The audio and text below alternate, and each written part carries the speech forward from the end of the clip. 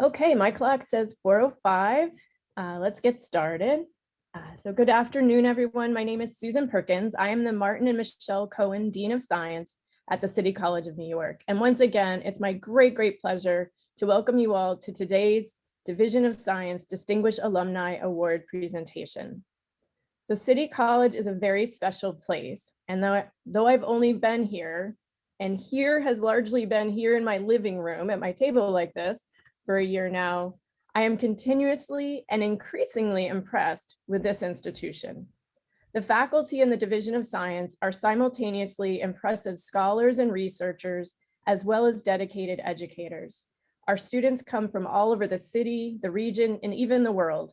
And in our classrooms and laboratories, they are transformed through our courses, research experiences, and other interactions with the people of this college into individuals who are ready for the next steps in careers in science or medicine or whatever they choose.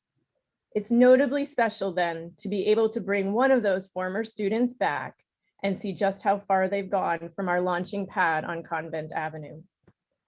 This series of distinguished alumni of the Division of Science that I established this year is one way that we can continue to celebrate our traditions, our values, our hard work, and our successes.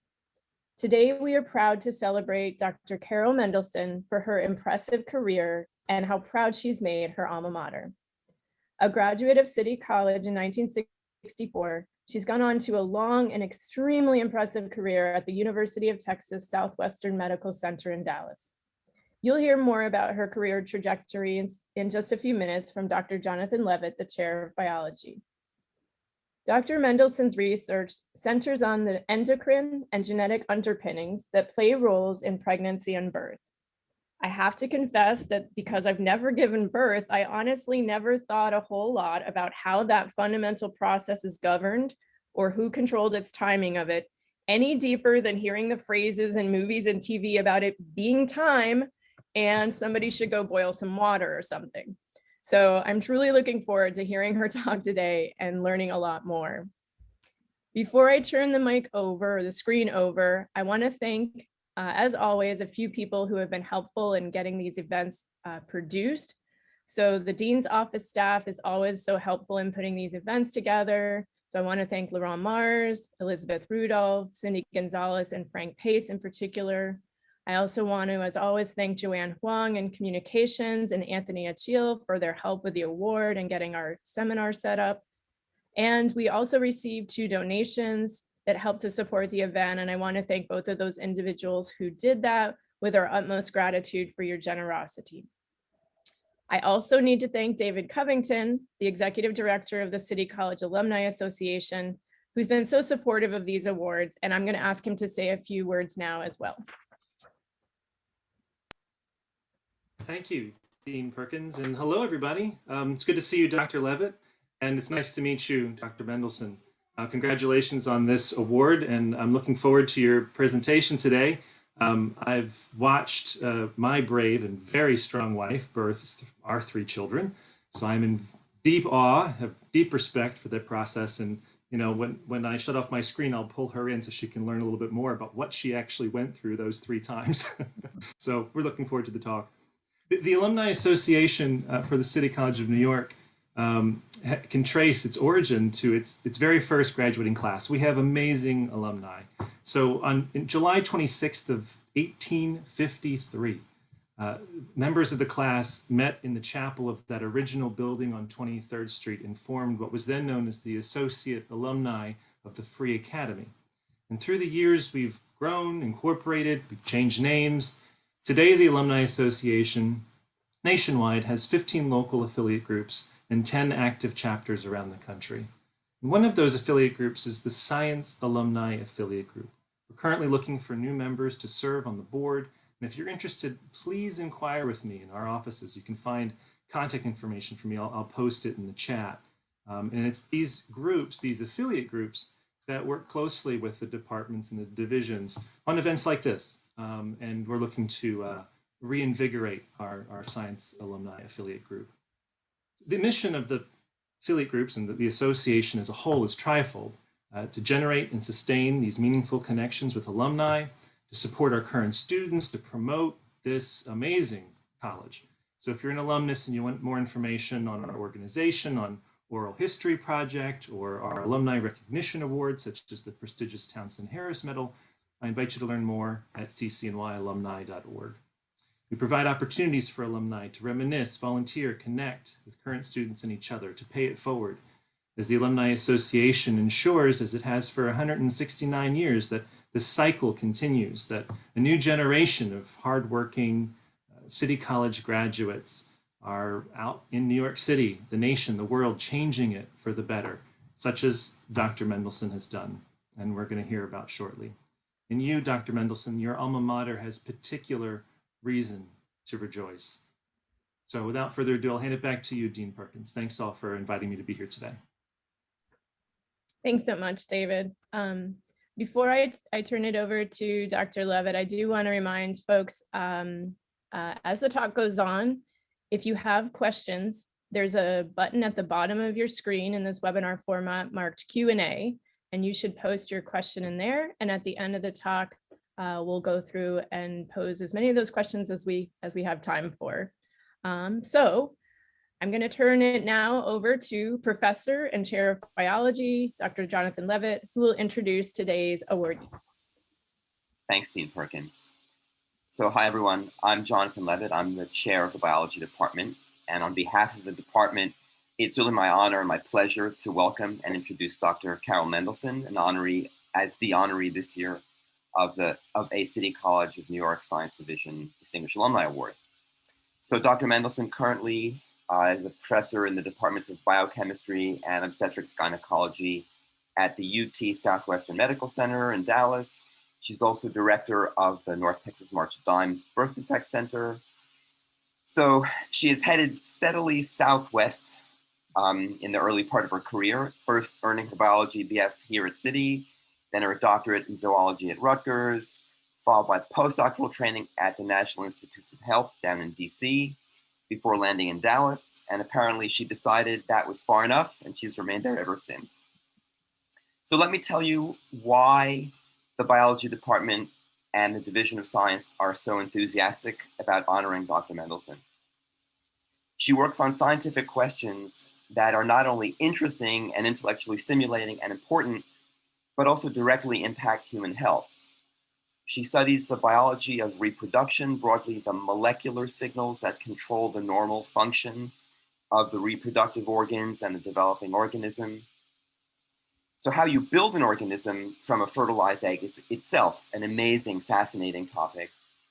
But this is also directly relevant to fetal and maternal health, touching on issues such as normal pregnancy and preeclampsia and endometriosis. For example, have you ever wondered how the developing organism knows when it's time to be born? We don't think about that. Or do you appreciate, I would like you to appreciate how amazing the process of birth itself is, how it's regulated, how it's orchestrated. So these are important and fascinating scientific questions, and Dr. Mendelson has something to say about them. So she's been an extraordinarily productive scientist, over 200 publications, journal articles, book chapters. She has earned a host of awards over her career, among them a Merit Award from the National Institutes of Health. It's a very prestigious award given to fund research of promising investigators. She's been given awards for her work from the Endocrine Society, from the Society for Reproductive Investigation, for which she's now the president. I'd also like to point out her work, an important aspect of her work is supporting the careers of women in science and medicine. She was president of Women in Endocrinology, and at UT Southwestern, she co-chairs the Women in Science and Medicine Advisory Committee. So really someone to admire, a role model in many respects, and for all these reasons, I'm very proud to have her as an alumna of City College and of the biology department. And I look forward to her talk today on signaling between the fetus and mother in the timing of birth. Dr. Mendelson. So thank you very much, Dean Perkins and David Covington, and for your really insightful remarks, Dr. Levitt. And I'm honored to be selected for this wonderful award because being a graduate of CCNY has always meant a lot to me. And before I tell you a little bit about my time there, I just want to give a bit of a shout out to my former UT Southwestern colleague, Dr. Kevin Gardner, who is now a proud, probably for the past 7 or 8 years, proud member of the CCNY faculty. And Kevin takes every opportunity to brag about City College and to increase my nostalgia for my hometown. And I believe that Dr. Gardner may have planted the seed for my receiving this recognition. And if he did, I want to thank him for that. Just in case you've not met him, Dr. Gardner is founding director of the Advanced Science Research Center's Structural Biology Initiative and is Einstein Professor of Chemistry and Biochemistry. That's quite a name to live up to, Einstein. So now I just like to say a few words about my time at CCNY, which clearly is many, many years ago, but how it impacted my career trajectory. I should mention that I also attended the High School of Music and Art, which was on the CCNY campus at 135th Street and Convent Avenue. So I started at CCNY in 1960. And like many of the attendees at that time, I was the daughter of a European refugee. I was only 16 when I started college and floundered academically for a while until I took my first biology course. And I still remember my biology professor. I can see her. Her name was Dr. Feiner. I don't know her first name, didn't know her first name. She was a fabulous teacher and she inspired me.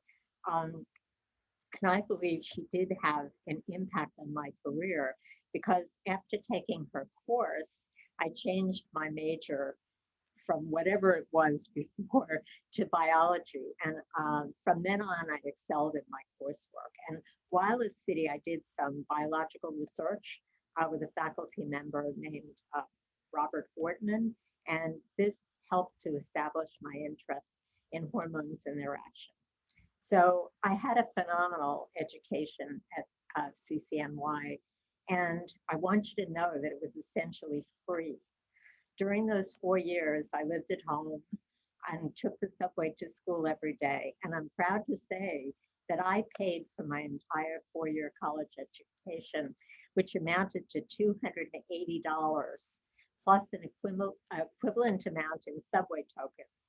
And so I think it's pretty amazing that my entire college tuition was actually equal or less than the subway fare. After graduation, I attended Rutgers University Graduate School in New Brunswick, New Jersey, where I met my husband, Michael. My original intention in going to Rutgers was to obtain a master's degree and teach. But when I got there, they informed me that they no longer offered master's degrees in the biomedical sciences and that I'd have to enroll in their PhD program. This was definitely not what I had intended. Because I really didn't know that I wanted to be a scientist at that time, but I made the decision to go for it, and the rest is history. So just a little aside, you might ask how a born and bred New Yorker ended up in Texas. When my husband, who ultimately went to medical school, finished all of his medical specialty training, he had to fulfill a military obligation. And they assigned him to an Air Force base in Fort Worth, Texas. The prospect of moving to Texas for 2 New Yorkers was more than a bit of a shock, but move we did, and I took a postdoc at UT Southwestern. And when I arrived there, I knew that I had found a superb research environment that was matched only by its collegiality. Clearly, we never left, although Texas politics are hard to handle nowadays. So now I'd like to tell you a bit about my science. And I'm going to share my screen.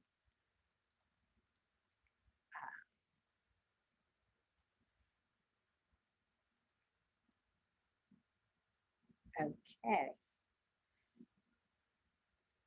All right, so Dr. Levitt gave you a very nice introduction.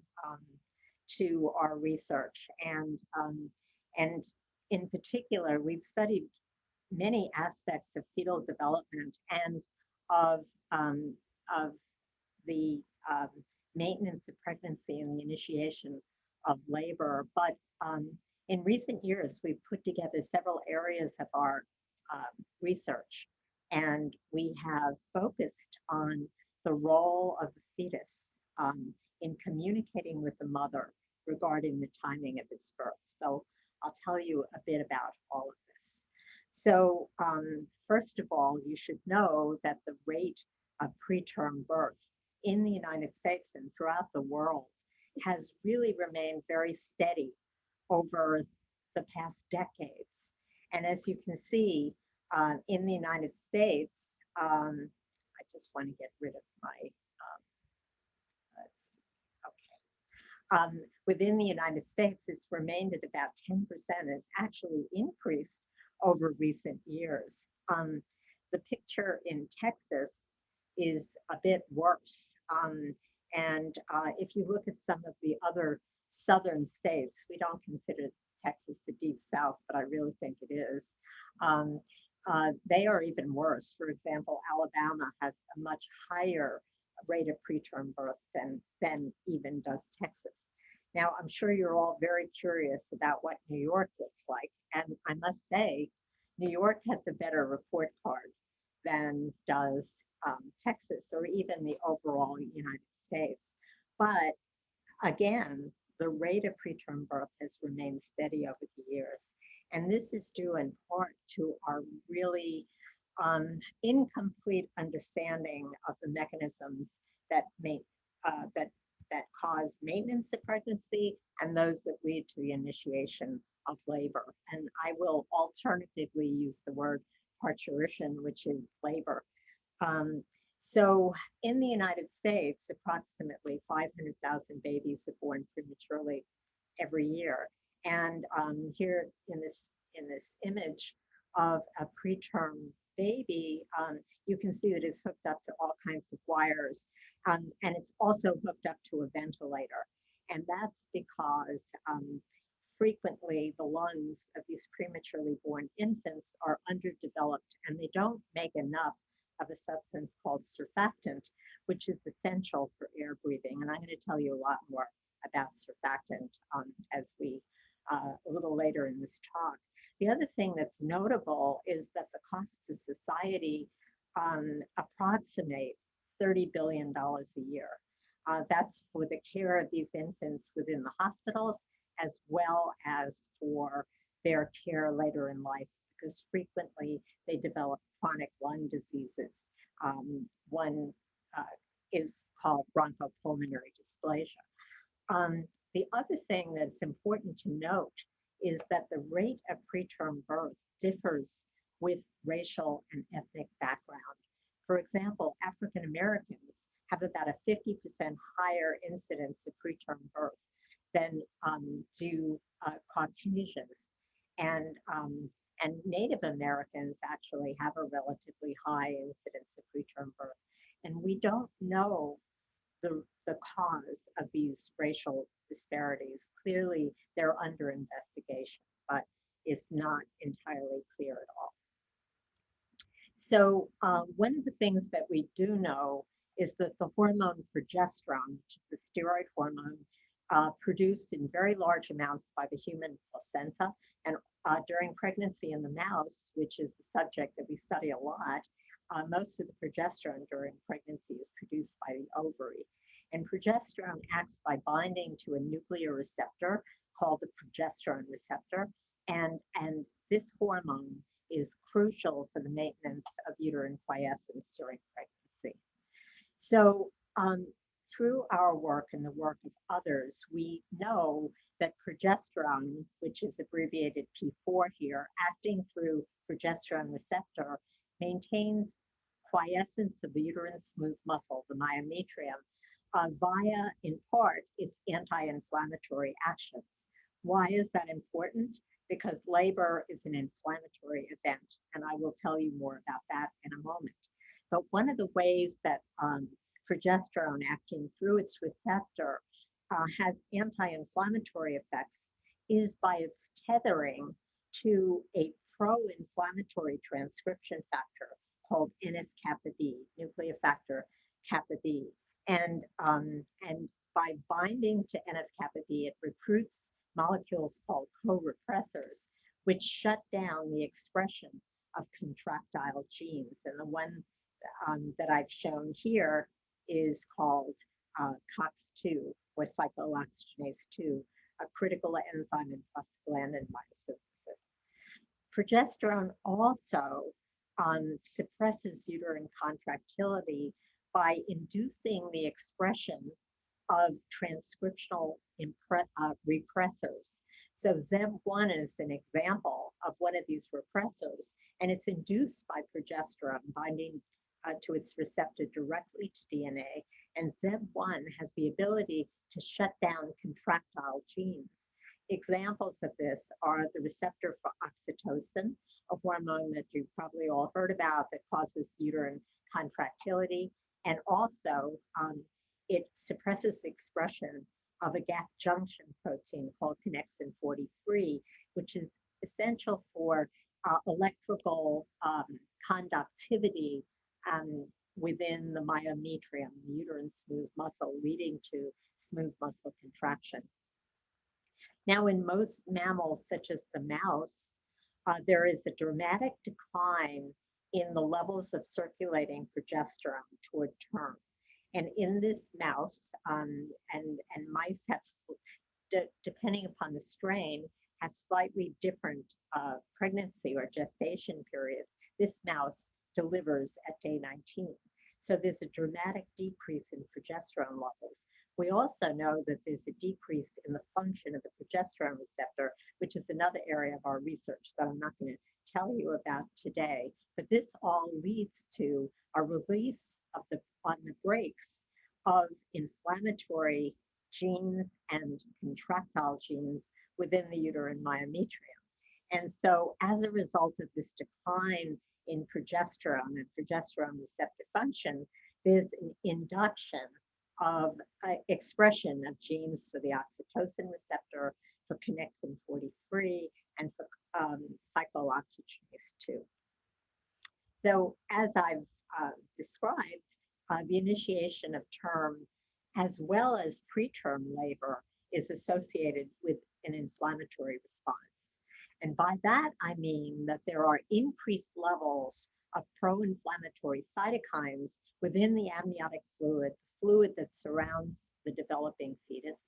And there's also infiltration of the uterus by immune cells. And in this case, we're looking at myometrial sections from a woman in labor and a woman not in labor at term. And as you can see from the brown staining for macrophage protein called F480, there's a big increase in infiltration of immune cells, macrophages, into the uterine myometrium, the smooth muscle at term. Now we know that in the case of preterm labor, a very large proportion of women have a bacterial infection that provides the stimulus for the increase in interleukin-1 and for macrophage migration. However, the signals that lead to the inflammatory response causing labor at term remain incompletely defined.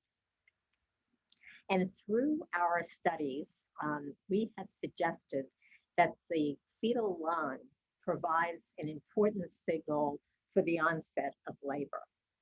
And this cell here shown in the bottom of the slide is called a type 2 cell.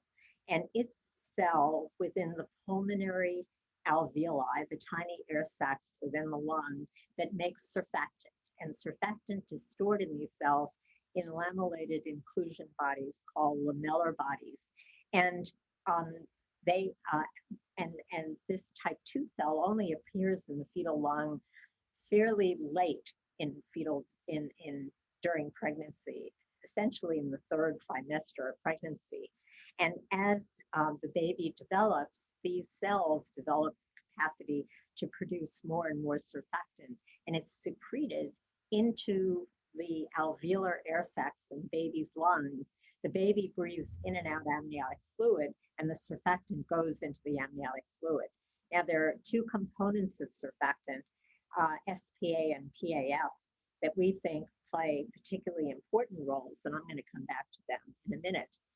But what we have proposed is that this increase in surfactant production causes an activation of immune cells that also come from the fetal lung and also go into the amniotic fluid. And these immune cells then traffic to the maternal uterus, specifically, we believe, to the implantation site where the placenta implants into the uterus, called the decidua. This leads to an increased inflammatory response and to labor. So I'd like to just digress a moment and tell you a bit about lung surfactant. It is a soapy substance that reduces surface tension within the lung alveolus. So it's glycerophospholipid rich, and this is a pie chart showing the different components of surfactant. And so most of the components of surfactant are molecules called glycerophospholipids. There's some cholesterol, and there's some specific proteins that probably play a very important role. As I mentioned, surfactant is produced by the tiny, by type 2 cells that line the 600 million alveoli in the lung. And what surfactant does is it reduces surface tension at the interface between the alveolar surface and air. And it reduces surface tension, and in that way is essential for breathing. Now, the major glycerophospholipid in surfactant and the major surface active component of surfactant is a specialized phospholipid called dipalmitoyl phosphatidylcholine. And I think you have to work in the field to be able to say that, or DPPC.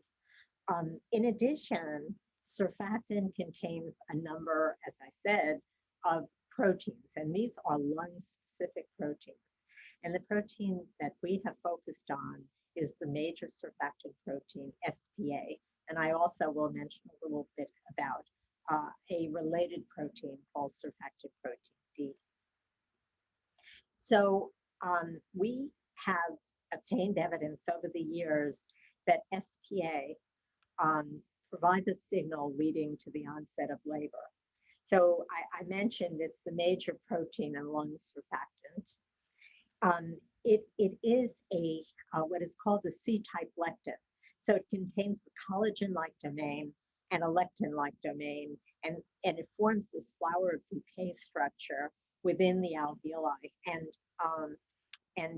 So it has very important roles in immune defense. And it does this by binding to and activating alveolar macrophages via toll-like receptors. SPA is developmentally regulated in fetal lung of all species, and I'm showing you the mouse here. Again, this mouse has a 19-day gestation period, pregnancy period, and this is the mRNA for SPA, and SPA mRNA first goes up at about 17 days of pregnancy, very late, and then it reaches maximal levels at term. And this is associated with a marked increase in SPA protein within the amniotic fluid. You basically can't see any protein at 16 days of gestation, and it just increases dramatically after that to very high levels of about 30 micrograms per mil. So this increase in SPA secretion is associated with an activation and migration of macrophages to the uterus. So CD68 is a macrophage-specific protein, and this is the mother's uterus at different stages of gestation, corresponding to what I showed you for the fetal lung. And as you can see, the number of macrophages in the uterus increases toward term. In addition, there is an increase in pro-inflammatory cytokines within the uterine smooth muscle. In this case, I've shown you interleukin-1 beta. And this is also associated with an upregulation of uh, nuclear factor kappa B activity. Now, NF-kappa B is a heterodimer. It's comprised of two different proteins that when it's activated, these proteins move from the cytoplasm into the nucleus. And as you can see, both P50 and P65 increase in the nuclei within the uterine myometrium for term. Many years ago now, Jen Condon, who's an associate professor at Wayne State, found that if she injected SPA into the amniotic fluid of 15-day gestation mice, it caused a rapid activation of uterine NF-kappa B and caused preterm labor. So what you're looking at here is the uterus that's been exteriorized from the mouse, and Jen is injecting SPA into each amniotic sac. And then she tucked it all back in, sewed the mice back up, and she also injected saline as a control and watched the mice. And mice injected with SPA underwent preterm labor. She also found that if she injected an antibody to SPA, that labor was delayed in these mice. So because we were very interested in the role of SPA in the initiation of labor, we studied mice that had the gene for SPA and for the related protein in a double knockout of SPA and SPD knocked out. And these studies were done by Alina Montalbano. And she's now a research instructor in the lab. And what Alina found was that in mice that were SPA knocked out, there was approximately a 12-hour delay in labor. Not terribly exciting, I must say. We were somewhat disappointed at the time, and it did not achieve significance. And she studied many, many mice, but it almost achieved significance. But in a mouse that was double knockout for SPA and SPD, the delay in labor was a little longer, was a little greater, and this did achieve a high level of significance, suggesting that, and SPD is a related surfactant protein. It's also a C-type lectin, suggesting that they played some role in the initiation of labor. So we've spent a lot of time studying the SPA gene and its regulation. So this is just showing you a little bit of the coding part of the gene and its upstream regulatory regions. And so we've characterized numerous transcription factors that bind to the promoter of this gene and that cause it to be expressed. And the reason we call this an enhanceosome is that if we mutate any one of these binding sites for these transcription factors, we lose expression of the promoter activity. So using transgenic mice and cells in culture, transfected cells in culture, we found that a 300 base pair region upstream of this gene mediates its appropriate developmental, tissue-specific, and hormonal regulation of expression. We've also found that hormones leading to increase in cyclic AMP or pro-inflammatory cytokines like IL-1 induce phosphorylation, activation, and DNA binding of these transcription factors. And I'm paying specific attention to TTF1, which is a lung-specific transcription factor, and to NF-kappa B, which actually binds to the promoter of this gene, as well as a member of the nuclear receptor family called estrogen-related receptor alpha. And what we found was that cyclic AMP and IL-1 induce phosphorylation, activation, and DNA binding of these factors to DNA. In addition, these phosphorylated, and in this case, acetylated transcription factor cause the recruitment of molecules called coactivators. And the coactivators that we studied specifically were the steroid receptor coactivators 1 and 2 and Fred binding protein. And these coactivators have histone acetylase activity.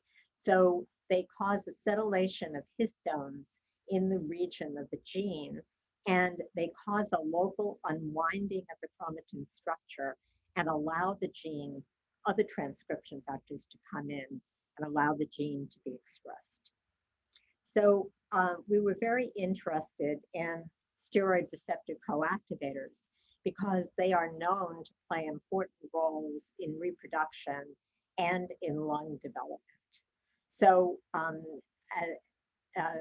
these coactivators, as all coactivators, don't bind to DNA themselves. This is the DNA here. Rather, they tether, they're recruited to transcription factors that are bound to DNA. And what they do is they recruit other co-regulators. They modify histones, opening chromatin structure and allowing transcription to take place.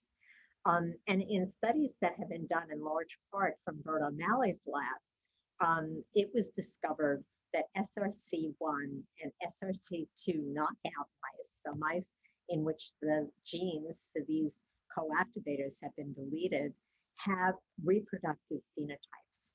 So when mice are deficient in SRC1, they're SRC1 knockouts, they manifest reduced uterine growth and a decreased decidual response, which occurs when the embryo implants. In mice that were knocked out for SRC2, they manifested impaired spermatogenesis and hypoplasia of the placenta. In fact, SRC2 knockout mice are essentially infertile.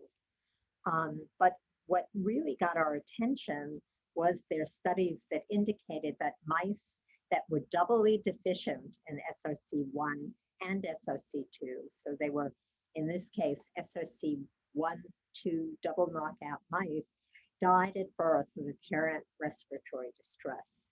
And because of our interest in lung development and the role of SRCs, we got these mice from Dr. O'Malley and Dr. Chambon in France, and we studied them. And so these studies were done in large part with the help of other trainees in the lab because they took a lot of work. But Lu Gao, who's back in Shanghai, did a good part of this work. And so what he did was he crossed mice that were double heterozygous for SRC1 and SRC2. And he crossed double heterozygous females with genetically like double heterozygous males. And we were going to study lung development in these mice. And what he noticed was that these mice, that these mice delivered 1 to 2 days late or not at all. So they had such a delayed parturition, we had to sacrifice them. And so the delay in labor in these mice approached about 38 hours, which in humans translates to about 3.5 weeks. So you'd have a woman in pregnancy at 44 weeks of gestation. At any rate, what I'm showing you here is the genotypes of all the fetuses when you cross SRC1, 2 double het males with double het females. So Lu then went back to study the gestation length in mice that were just SRC1 knockout, or mice in which, or pregnancies in which we crossed SRC2 heterozygous females with SRC2 heterozygous males.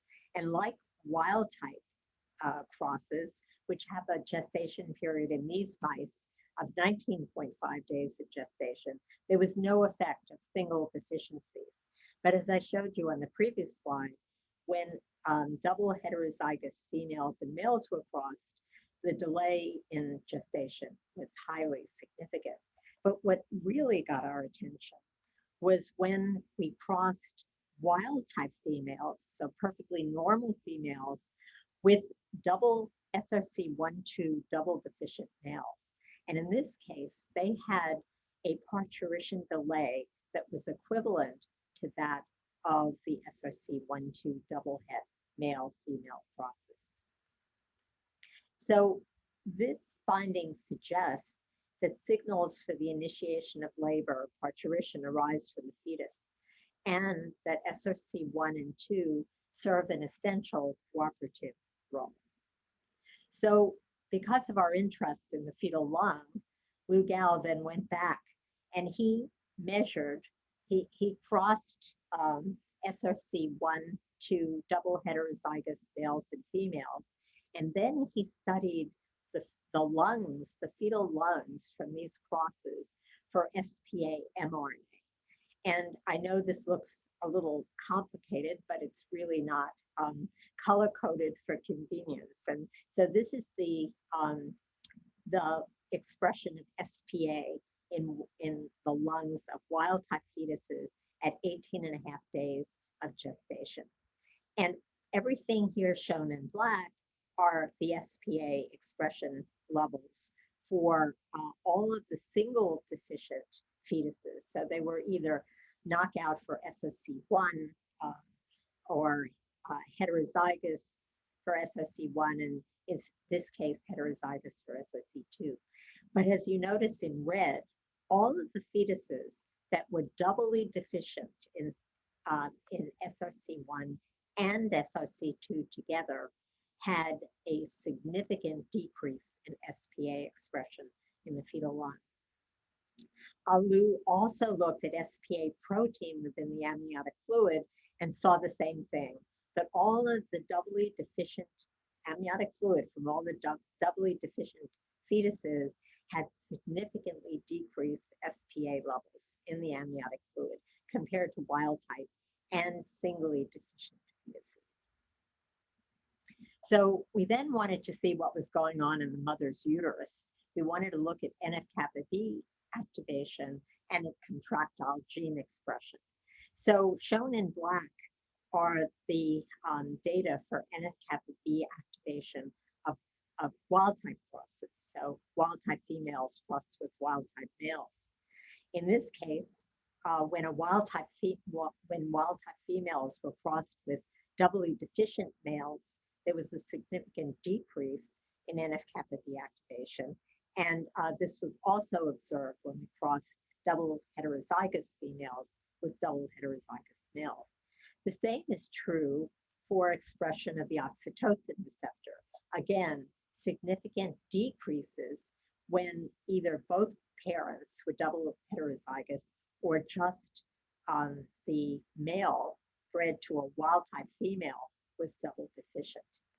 We also looked at connexin 43 and the other contraction-associated protein that we have been studying in the lab, and that was also decreased significantly with SRC1/2 double deficiency. And we looked at prostaglandin F2 alpha, which is a contractile prostaglandin within the uterus.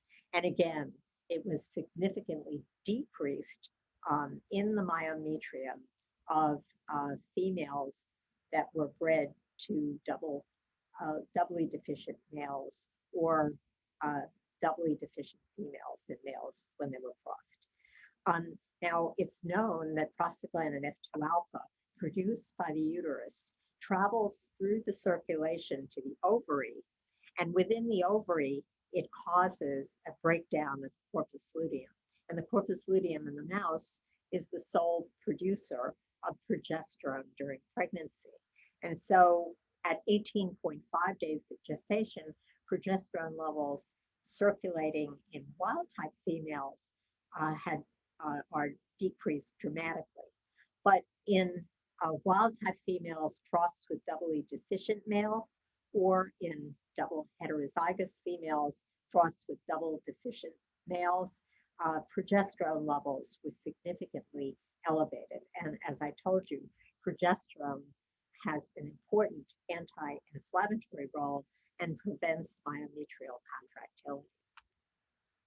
So these studies with SRC1 and SRC2 deficient mice support our hypothesis that labor is triggered by a signal from the maturing fetal lung. And now I want to bring you back to the data that I've shown you so far, and that is that when we studied the SRC1-2 double deficient mice, we found a 38-hour delay in parturition. But in the SPA and SPAD deficient mice, the delay in parturition was only 12 hours. So we asked the question, do other fetal factors contribute to the timing of parturition? And so we considered the role of a glycerophospholipid that is highly pro-inflammatory produced within the fetal lung called platelet activating factor. Platelet activating factor looks like it is a glycerophospholipid, but it differs from phosphatidylcholine, for example, in that it has a long chain fatty alcohol rather than a fatty acid in the one position here. And it contains an acetyl moiety in the 2 position of this phospholipid. And this is critical for its function as a pro-inflammatory molecule. And platelet activating factor is known to have biological functions, including hypersensitivity reactions and inflammation. And we were inspired to study the role of platelet activating factor in the actions of SRC1 and SRC2 within the fetal lung by my initial mentor when I came to Dallas, and I have to show his picture, named John M. Johnston. So he was a lipid biochemist and an outstanding one at that, and really has influenced this part of our research. So platelet activating factor, Dr. Johnston found, is produced in increasing amounts by the developing fetal lung, and it's secreted into amniotic fluid with lung surfactant. He also found that PAF, platelet activating factor levels, are elevated in the amniotic fluid of women in labor. And he found that if he applied platelet activating factor to human myometrial strips, that it caused contraction of those strips. So we then wanted to look at the levels of PAF, platelet activating factor, within the fetal lung during normal pregnancy. These are wild type mice. And Lou found, as had been found by Dr. Johnston, that the levels increased toward term. In addition, we wanted to see what the levels of platelet activating factor were in our SRC1-2 double deficient mice. And so in this study, at 18.5 days of gestation, we looked at the levels of platelet activating factor in wild type mice that were singly deficient in SRC1 or SRC2, or fetuses that were doubly deficient in SRC1 and SRC2. And as you can see, in these doubly deficient fetuses, there was a significant decrease in the levels of platelet activating factor within the fetal lung, and also within the amniotic fluid. I don't have time to show you those data as well. So I want to come back to the original discovery from Bert O'Malley's lab, that mice that were doubly deficient or double knockout in SRC1 and SRC2 died at birth of apparent surfactant deficiency. And what they found was that in wild type mice near term, where the alveoli are expanded, in the SRC1-2 double knockout fetuses, all of the alveoli are collapsed. So this is called atelectasis, and it's indicative of a defect in surfactant phospholipid synthesis and or secretion. So we wanted to actually look at the levels of DPPC, this highly surface active phospholipid, in the lungs of wild type versus double deficient fetuses. And so we used mass spec to analyze the expression of DPPC, or the levels of a DPPC in the amniotic fluid of wild type mice, SRC1 knockout mice, or SRC1-2 double deficient fetuses. And as you can see, there's a significant decrease in DPPC. The interesting and important thing about DPPC is that this palmitic acid in the 2 position is really critical for its surface active function. And so we ask the question, is the synthesis of DPPC and platelet activating factor in fetal lung in some way enzymatically linked? And Lugao studied the expression, the activity of a variety of phospholipid synthesizing enzymes in the fetal lung. And he found one that is important in the synthesis, critical in the synthesis of both DPPC and platelet activating factor. And that enzyme is called Lysophosphatidylcholine Acyltransferase 1, or LPCAT1. And what LPCAT1 does is it inserts this palmitic acid into the 2 position of DPPC, and it inserts an acetyl-CoA moiety into the 2 position of platelet activating factor. And John Shannon's lab at the University of Cincinnati had spent quite a bit of time studying this enzyme. And he found that this enzyme expression was restricted to type 2 cells in mouse fetal lung. And this is what I'm showing you is an in situ hybridization study that they did of LPCAT1 mRNA. And you can see the mRNA by the white silver grains. And you have to take my word for it, but these silver grains coincide with type 2 cells that are the surfactant producing cells. They also found that LPCAT1 increases quite dramatically, significantly toward term within the fetal lung. And they found that this enzyme is regulated by glucocorticoids. Glucocorticoids are known to play an important role in the regulation of surfactant lipid biosynthesis. So Lou then went back and he looked at LPCAT1 mRNA in lungs of wild-type fetuses at different stages of gestation, and in the lungs of the SRC1-2 double heterozygous or double deficient fetuses. And as you can see, in the SRC1-2 double het fetuses, the expression or the levels of LPCAT1 mRNA in the fetal lungs was significantly reduced. So based on these findings and many others that I don't have time to show, we believe that SPA and LPCAT1 within the fetal lung are developmentally induced by the binding of their own cadres of transcription factors, but that SRC1 and SRC2 play a very important role in the regulation of the expression of these genes. And that once SPA and PAF are produced by the fetal lung, they are secreted into the amniotic fluid. And we propose that they activate immune cells, macrophages within the amniotic fluid, and cause them in some way to migrate to the mother's uterus, where they activate, release pro-inflammatory cytokines, activate NF-kappa B, and activate the expression of contraction-associated genes. They also increase the production of prostaglandin F2 alpha, and PGF2 alpha then travels through the circulation to the ovary, the mother's ovary, where they cause a breakdown of the corpus luteum and a decline in progesterone production.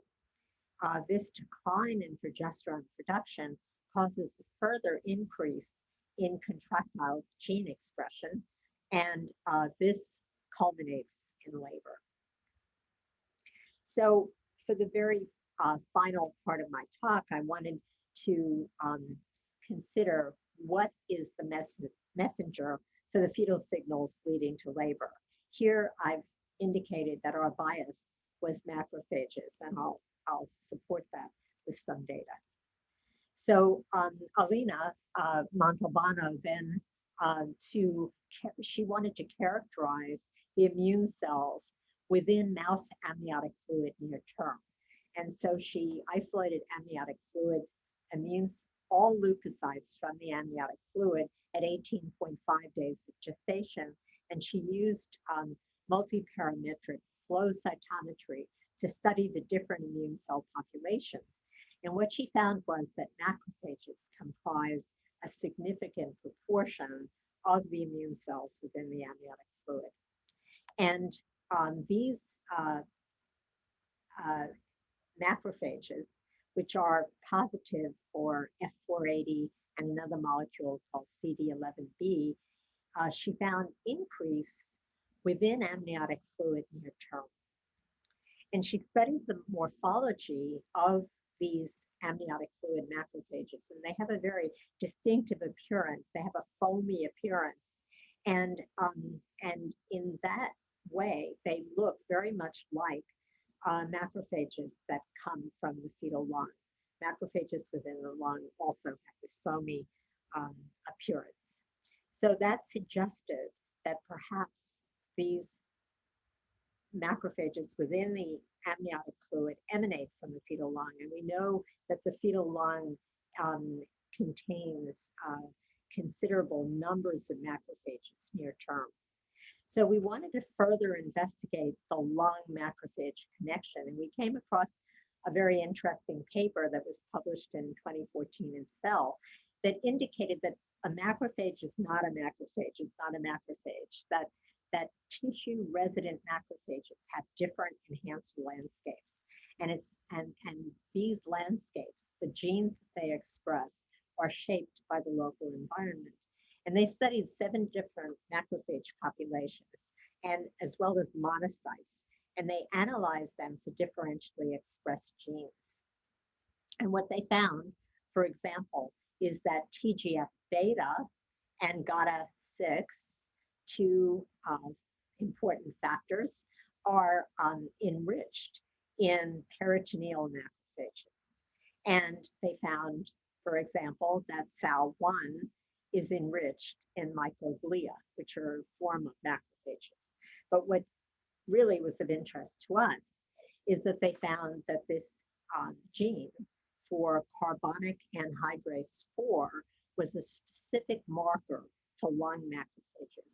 So we wanted to go back and look at the expression of CAR4 in fetal lung, developing fetal lung, and in macrophages isolated from amniotic fluid. So here I'm just showing you changes in SPA expression, mRNA, in fetal lung toward term. This is associated with an increase in the number, in the expression of F480 mRNA, indicative this is a macrophage-specific marker. And when Alina looked at CAR4 mRNA within the fetal lung, she found that it increased even more dramatically.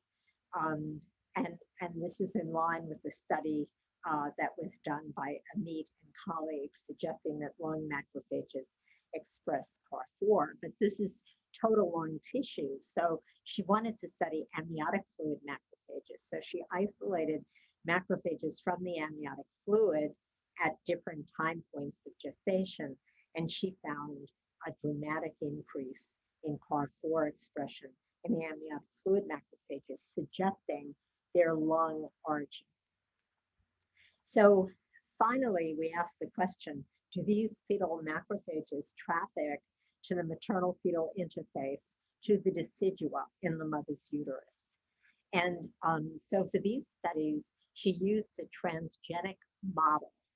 And this is a model where these mice are carrying a transgene that expresses beta-galactosidase, LAC-Z, under the control of a universal, ubiquitously expressed promoter, Rosa 26. So she crossed these male transgenic mice, and I show them as blue because they actually, all tissues stain blue when you assay for beta-galactosidase, and we crossed these with wild-type females. And then we looked at the amniotic fluid macrophages from these mice and saw that they contained blue inclusion bodies, suggesting that they are fetal in origin. And then Alina stained uterine tissue. Mice have this bicornuate uterus. Here's the cervix down here to orient you. And she stained them for beta-galactosidase expression. And all of the implantation sites stained intensely blue for beta-galactosidase, suggesting that these were fetal cells that were invading the mother's uterus.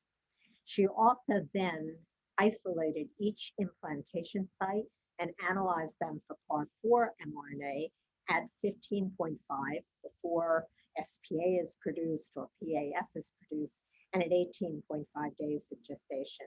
And as you can see, there was a marked increase in CAR4 mRNA expression. So this suggests that migration of activated macrophages from the fetal lung to the maternal fetal interface, the decidua, during late gestation contributes to the inflammatory response leading to labor. Now we're currently studying the decidua, and I don't have time to show you those data today, but I will sum up here to give you an idea of where we're going. So I've already told you all of this, and that is that under the control of specific transcription factors and SRC1 and 2, SPA and LPCAT1 are produced by the fetal lung, by the type 2 cells late in gestation. This leads to a big increase in amniotic fluid SPA, a platelet activating factor, which bind to toll-like receptors on the surface of macrophages.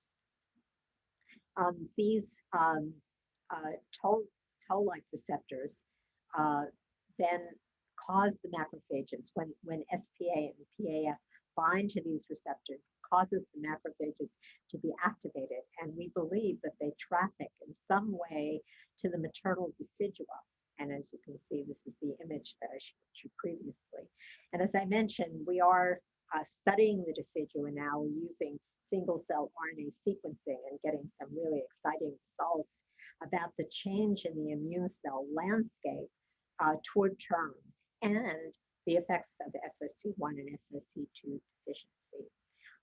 So this, in turn, we believe, leads to an increase in uterine contractility and to labor. So that's my story for today, and I wanted to thank people who have been involved in these studies. I am missing one of my most recent lab members in this picture, but clearly it was taken before COVID.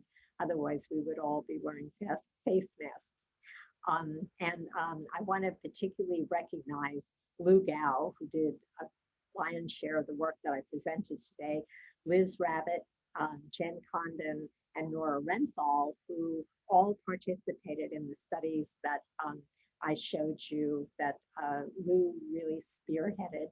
I want to recognize Alina Montalbano for all of her work with immune cells, Jingfei Chen for her studies that I hadn't had time to show you on the immune cell landscape within the decidua, and Gary Hahn, who's a colleague of mine at UT Southwestern, who's an expert on immune cell, on single cell RNA sequencing.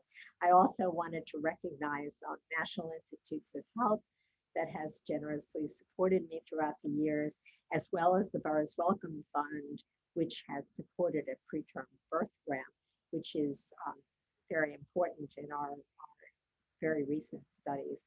And I want to thank you for your attention, and I want to thank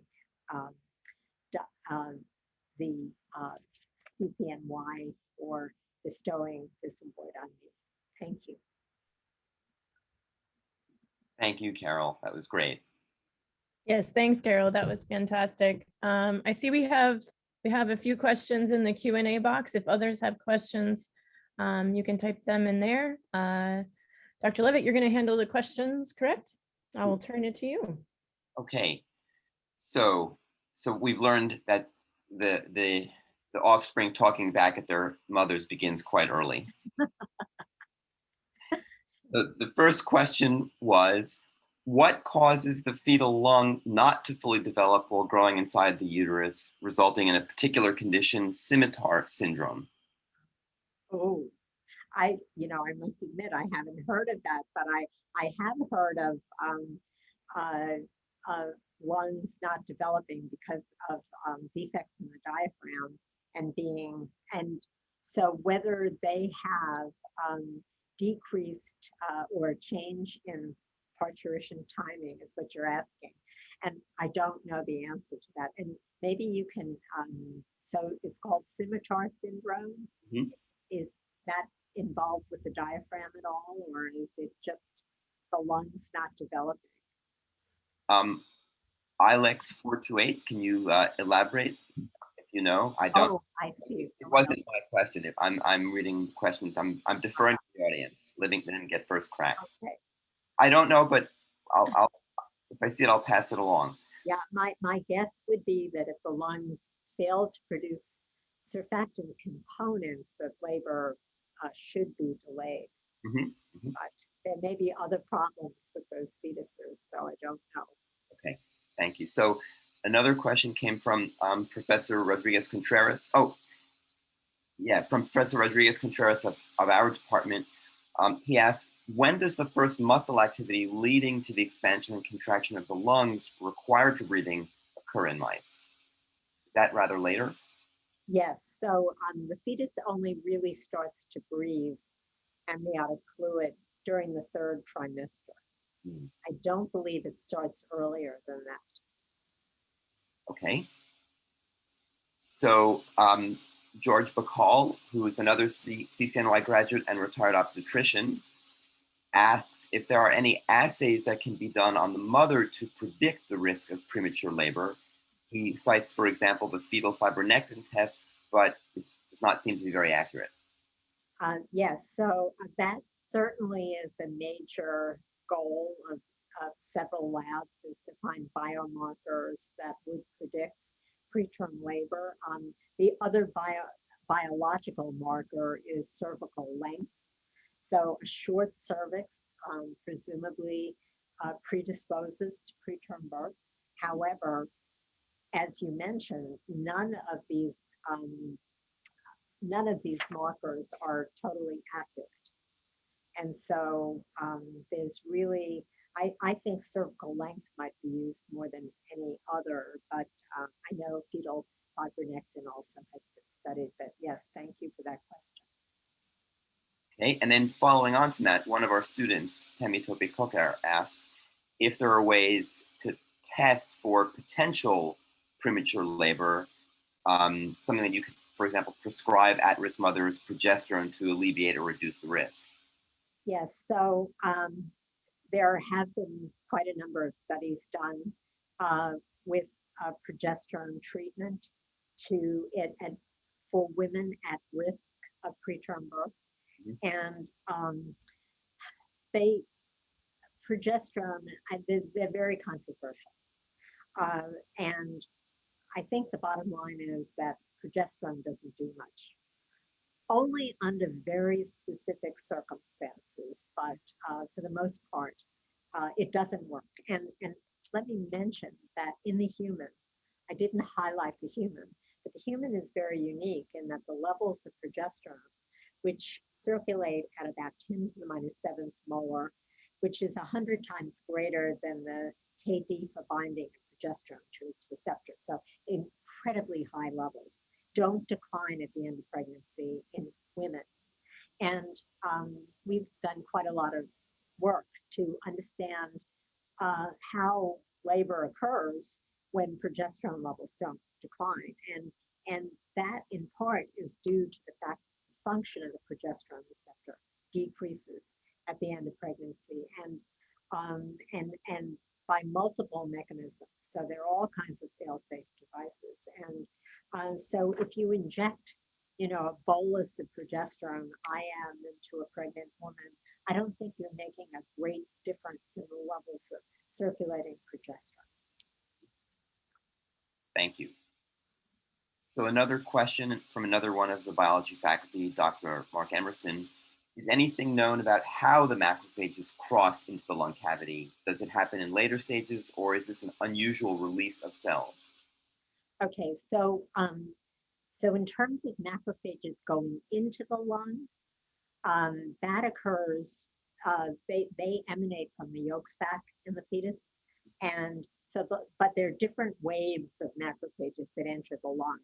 And this has been studied, not by us, by other investigators. They have different properties, but then the question of how the macrophages, I think this was the question, how the macrophages get to the uterus, we have no idea. We really don't know. I mean, they do have the ability to cross cell membranes, but we really don't know. And so one of the studies, one of the things that we're doing now is we're using mice that have so all leukocytes have CD45, express CD45. It's a cell surface protein. And the mice that we use in the lab normally have CD45.2.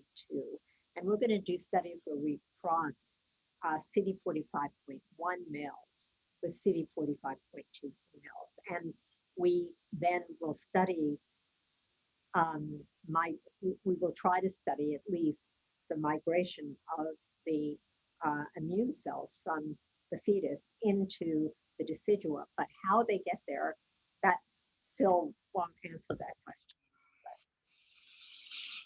Thank you. So I believe our dean wanted to ask a question. Yeah, Carole, I was reminded, we were talking in the beginning before we launched the webinar about, the fact that mice aren't humans.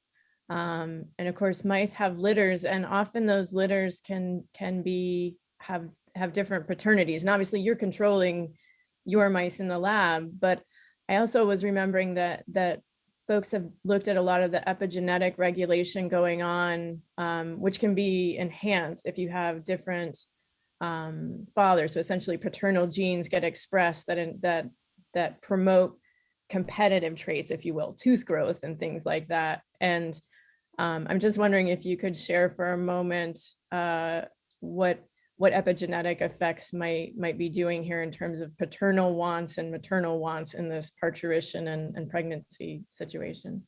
Yeah, that's really a very important question, and one that we are very interested in, and that is the fetus is a foreign body, as you indicate. It's hemiallogeneic, so it contains half of the father's genome, and it's in essence a foreign body. So one of the great questions in reproductive biology is, why doesn't the mother reject the fetus, right? And so there are all kinds of mechanisms that have been illuminated that involve immune cells. The decidua, where the implantation takes place, contains some very unusual immune cells that actually prevent rejection of the fetus. And one of the things, and so I don't know how much epigenetics enters into this, but certainly I'm sure it does, because it has to do with gene expression. But from our standpoint, one of the things that we believe is that the cellular environment within the decidua is really critical.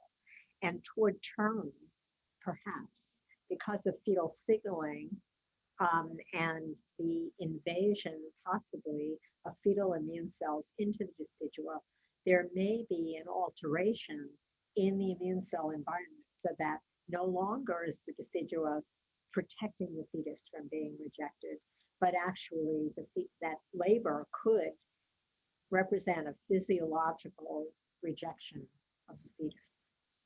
So these are things that we're trying to study using single cell RNA sequencing, but it's a very important question. Great, thanks. So I'll finish with one last question from Karen Hubbard of the biology department, who asks, are preterm births more apparent in women of low socioeconomic status, which might indicate that poverty, in addition to limited access to healthcare, might be a factor in increases in inflammatory processes? Yeah, I'm sure that plays an important role because when women receive good prenatal care, it really impacts the pregnancy. But I must say that in the case of the studies that have been done in African American women, Black women, with their increased incidence of preterm birth, it has been found to be independent of socioeconomic status.